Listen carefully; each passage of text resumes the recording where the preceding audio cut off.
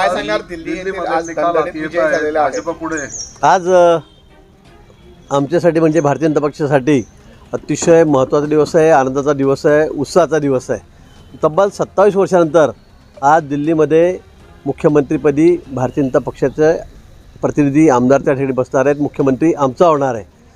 27 वर्ष झाले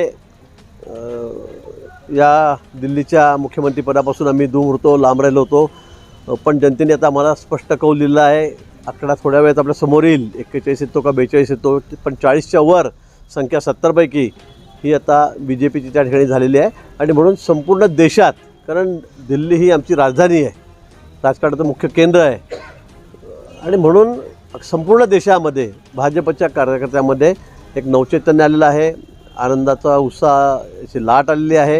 आणि म्हणून खरंच दिल्लीकरांचं, सर्व मतदारांचं मी मनापासून अभिनंदन करतो आणि आभारही मानतो।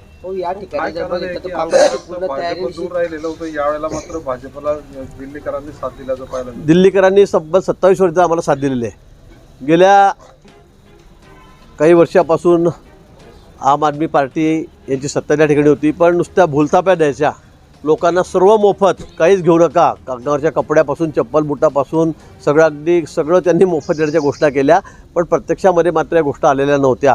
हा अतिशय वाईट अनुभव दिल्लीकरांना केजरीवालांचा आला आणि त्यामुळे त्यांनाही हार पत्करावी लागली। पण त्याचबरोबर आमच्या जिंकण्याचं सर्वात महत्त्वाचं कारण म्हणजे आमच्या देशाचे पंतप्रधान माननीय मोदीजी, त्यांच्या नेतृत्वाखाली हा देश ज्या गतीने पुढे चाललेला आहे, विकासाच्या दृष्टीने आपण पुढे चाललेलो आहोत, आणि म्हणून लोकांचा विश्वास आता भारतीय जनता पक्षावर आहे।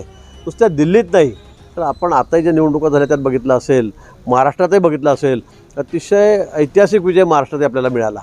त्याचबरोबर इतर राज्यांमध्ये ज्या ज्या ठिकाणी निवडणुका होत आहेत त्या सर्व राज्यामध्ये भारतीय जनता पक्ष हे वेगाने पुढे जात आहे, जिंकतं आहे, आणि आज देशामध्ये जवळपास 75% ठिकाणी, त्यापेक्षा जास्त ठिकाणी मुख्यमंत्री हे भाजपचे या ठिकाणी आहेत।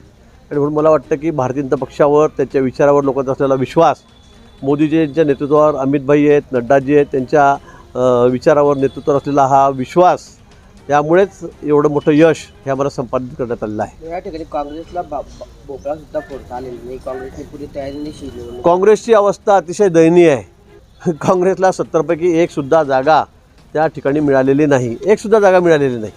इतकी दयनीय अवस्था काँग्रेसची मला वाटतं। आणि सगळ्याच ठिकाणी बघा, आपण प्रत्येक राज्यामध्ये, अगदी मोजके 2-4 राज्य सोडले तर काँग्रेस देशामध्ये कुठेही राहिलेली नाही।